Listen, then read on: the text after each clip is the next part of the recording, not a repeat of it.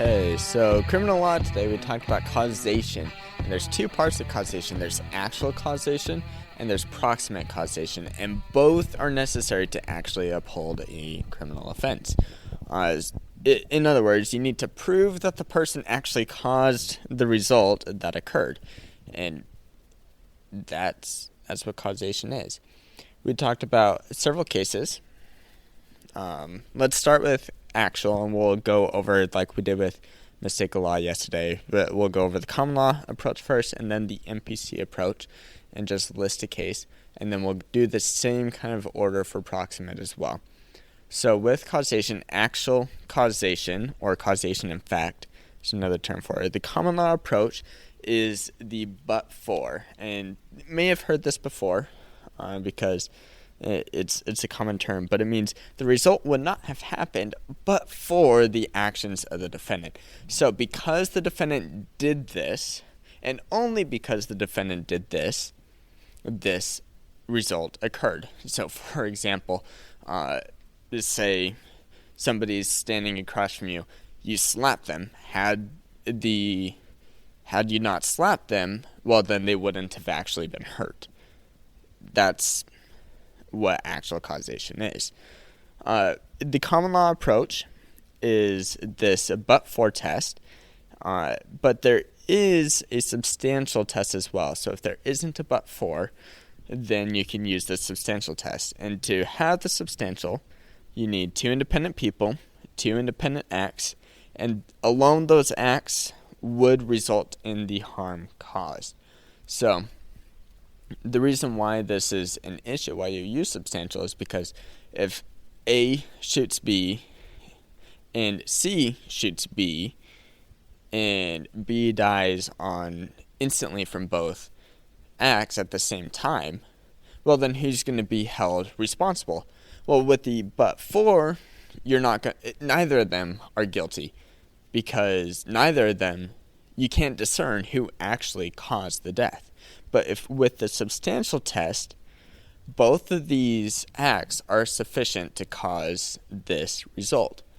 And so they both can be held liable for this action that was caused. The MPC approach only uses the but for. And again, that's meaning if the action didn't occur, then the result wouldn't have occurred. The case we read with that is Oxendine. The important thing to note there is that if an action accelerates the result, then that person can also be held guilty for that crime. Let's move on to proximate.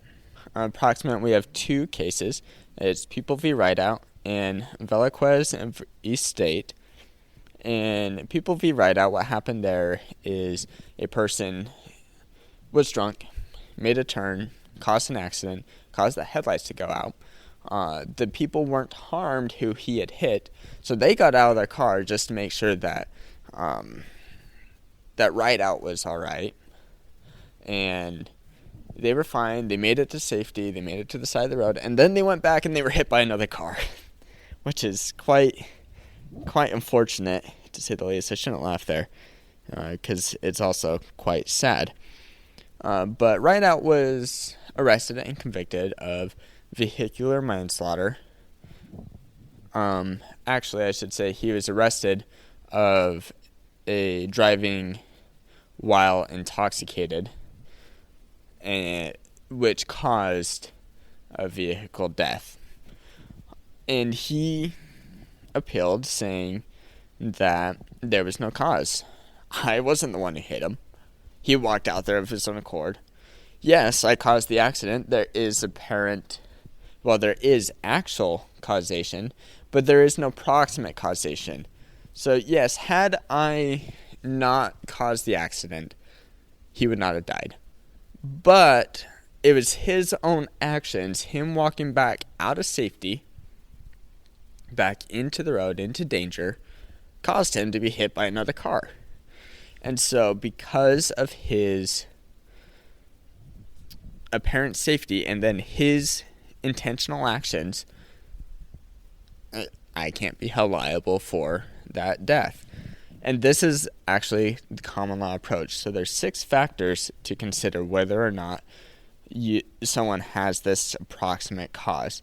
So approximate cause is for someone who, but for, so you need to have actual, would be held accountable, and is trying to figure out who is actually accountable for an accident or for a result. If the person is the original causer and the chain is not broken by any events, they can be held liable for the result. But if the chain is broken by another party, then the original causer can't be held liable. And so how do we determine whether or not this chain is broken? Well, there are 6 factors. The first thing is de minimis, contribution to the harm, which means minimal contribution to the harm. Chain cannot be broken by minimal contribution, meaning somebody gets shot, they're dying, they need to go to the hospital, someone puts them in their car and takes them to the hospital and they die. Even though the minimal harm of moving them could have accelerated the death, they can't be held liable because, they were shot.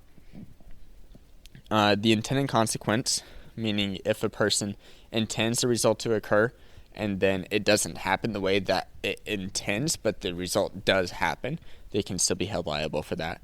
There's omissions, which means someone's failure to act as an intermediate. There's foreseeability, which is if a reasonable jury can say that any actions in between could happen. There's the apparent safety, and this is applied in Right Out, where he had reached the side of the road, which was apparently safe. And then there's voluntary human intervention, which is someone either coming and a third party coming in and taking action that causes the end of a life intentionally, or the person takes action of their own accord. The MPC approach boils down all these factors that we just listed. There were 6. I'll just go over them again. De minimis, intended consequences, omissions, foreseeability, apparent safety, and voluntary human intervention. The MPC approach narrows it down to just 1. And this approach is you use the but-for test unless it's too remote or too accidental for it to be fair or just. So the MPC says, is it just to charge this person of a crime because they were reasonably close to this situation? And if there's a question in that, then the jury should be the decider of fact.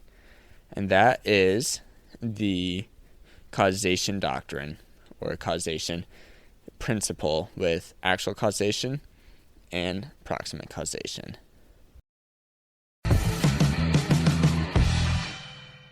Thank you for listening to this episode of The Law Schoolers. Before I let you go, there are 4 things I want to say. The first thing is, if you enjoyed these episodes and if you enjoyed the website, I would invite you to go and join Law Schoolers Pro. And you can do that by going to lawschoolers.com/join. It's a way for you to support us, but there's also a lot of features there that I think you will enjoy. Second thing is that nearly all of our episodes are unedited. The only ones that aren't are pre-law materials, and the reason for that is so you can actually see the legal material in its raw form as I'm learning it as well. The third thing is that the information contained in these episodes are specifically only for educational purposes. They're not to be used as legal advice, and with that, the fourth thing is, if it is used as legal advice, we are not liable. That is, Law Schoolers is not liable for any legal outcomes. Thank you again for enjoying the show. Have a good one.